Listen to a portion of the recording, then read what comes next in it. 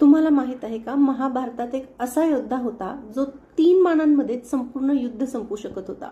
तो होता भीमाचा नातू बार्बरिक. त्याच्याकडे होते 3 दिव्य बाण. पहिला म्हणजे शत्रूचा विनाश करण्यासाठी, दुसरा होता मित्रांचं संरक्षण करण्यासाठी आणि तिसरा म्हणजे युद्धभूमीवरील सर्वांचं डिस्ट्रक्शन करण्यासाठी. कुरुक्षेत्राच्या युद्धापूर्वी श्रीकृष्ण त्याच्याकडे ब्राह्मणाचा वेश घेऊन गेले. कृष्णांनी त्याला विचारलं, तू कोणाकडून लढशील? बार्बारिक म्हणाला, जो कमजोर असेल मी त्याच्याकडून लढेन. यावर श्रीकृष्ण मंद हसले, कारण बार्बारिक ज्या बाजूने जाईल ती बाजू स्ट्रॉंग होणार आणि बार्बारिकला पक्ष बदलावे लागणार, म्हणजे युद्ध कधी संपणारच नाही. मग ब्राह्मण वेशातील श्रीकृष्णांनी मागितली बार्बारिकला गुरुदक्षिणा आणि बार्बारिकला स्वतःचं डोकं त्यांना अर्पण करावं लागलं. मग हे शिर श्रीकृष्णांनी एका टेकडीवर नेऊन ठेवलं, जिथून बार्बारिकनं संपूर्ण महाभारताचं युद्ध पाहिलं.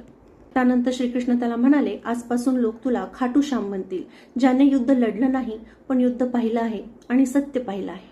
खाटू श्याम हा असा देव आहे जो आपल्याला सत्य पाहण्याची ताकद देतो आणि आपल्या मनातील इच्छा पूर्ण करतो. तुमचं महाभारतातील फेवरेट कॅरेक्टर कोणतं आहे ते कॉमेंट्समध्ये लिहा.